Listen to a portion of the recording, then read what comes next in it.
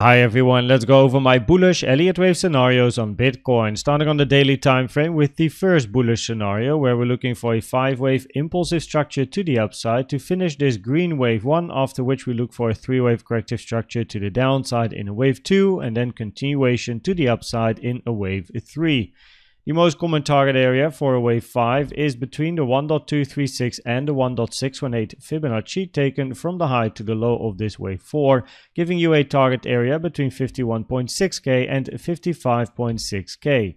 Closing candles above the 1.618 will lower the probabilities a little bit for this scenario, as then we're closing candles above the common target area for a wave of 5. After this wave 5, we're looking for a corrective structure to the downside. So we pull the fibs from the low to the current high that we have. And the common target area for this wave 2 is between the 0.5 and the 786, which at the moment is between 41k and 31.8k. Very rare target is the 886 at 28.5k, and a less common target is the 382 at 44.8k. Time-wise, we prefer to end the corrective structure of this wave 2 after the 0.382 fib time. This fib time is taken from the low to the current high that we have.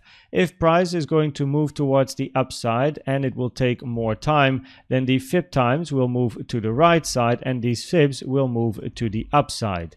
Currently, however, the 382 is positioned on the 2nd of May 2024. The second bullish scenario that increases in probabilities if price is going to close candles above the wave 5 target area is this double 1-2 here, where we already have a green wave 1 and 2 that is finished, and we're looking for another wave 1 to end a 3-wave corrective structure and then a continuation. But in this case, this blue wave 2 is only correcting this blue wave 1 to the upside over here, where we're waiting for this blue wave 1 to end. The common target area for your wave 2 is the blue box 0.5 to the 786, taken from the low to the current high that we have, which is between 47.8k and 42.5k. If price moves towards the upside, these fibs will also move towards the upside. Again, preferably this wave 2 ends after the 0.382 fib time, taken from the low to the current candle that we have on the daily chart, with the 382 sitting on the 11th of March 2024. After this wave 2, we want to see an impulsive structure to the upside to continue a wave 3. On the 4-hour chart, we're waiting for this impulsive structure to end. 1, 2, 3, 4, 5. The common target area for your wave 5 is between 55.8k and 59.4k. The 1-to-1 is taken from the low to the high of 1 to the low of wave 4, and the 0.618 is taken from the low to the high of 3 to the low of wave 4, creating this target area for your wave 5. There are a couple of extra areas of resistance here. First of all, we now have the blue box, which we found resistance at between 56.8k and 57.4k. Just above the 0.618, we have another blue box, 60.1k to 61.6k. And we also there have a weekly gap. The weekly gap is between 59.5k and 62.3k. In this particular scenario, we're aiming for this wave 5 to end somewhere inside this area, and then we're looking for a corrective structure to the downside. On the 1-hour chart, we're looking for a 5-wave impulsive structure to finish, and this wave 5 in blue then also finishes the green wave 5 here, after which we expect a bigger corrective structure to the downside. On the 1-hour chart, this wave 3 currently is extended to the 4.618 here, but it's very difficult to know exactly when a wave 3 is finishing. We are at resistance at the moment, but what we're looking for is a range to form in a wave 4. And for a wave 4, it's important that the range is at least mimicking the time of this wave 2. Most commonly, a wave 4 is even longer than a wave 2. It is uncommon for a wave 4 to be much shorter than a wave 2. So what we're looking for is a bigger sideways range to form to show us that we're in a wave 4. If price is going to continue having smaller ranges and then look for new highs, we just wait for a wave 4 to form at a higher level. Currently, the target area for a wave 4 is between the 0.236 and the 0.5, 55.7k to 54k, taken from the low to the current high that we have. Invalidation for a wave 4 is the 0.618 at 53.3k. After a wave 4, we're looking for continuation to the upside for a wave 5 that then also finishes the green wave 5 and then leads to a bigger corrective structure to the downside.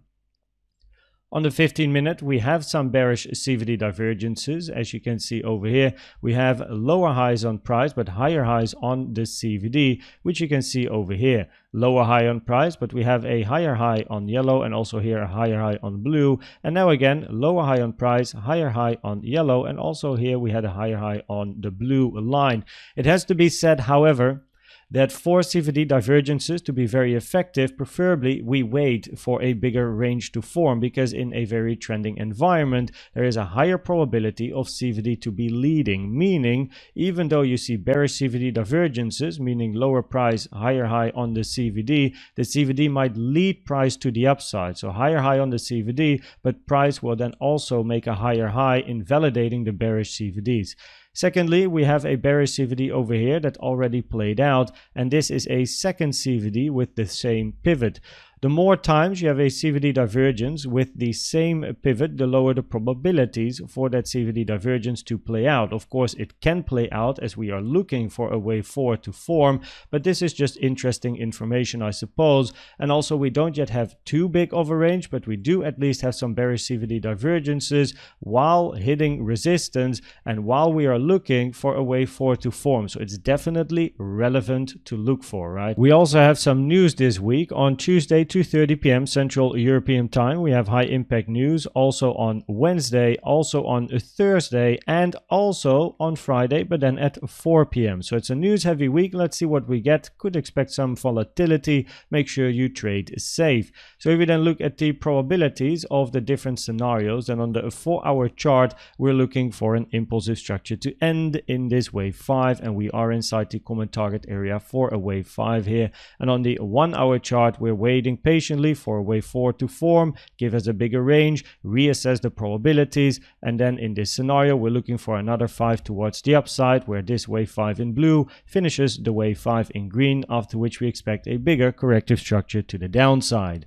I hope that this video was helpful or valuable to you. Please check out the most recent educational video I've made about the best trading indicator you can use in my opinion, which is the CVD. And for now, thanks for watching and subscribing, and I'd like to see you at the next one. Bye bye.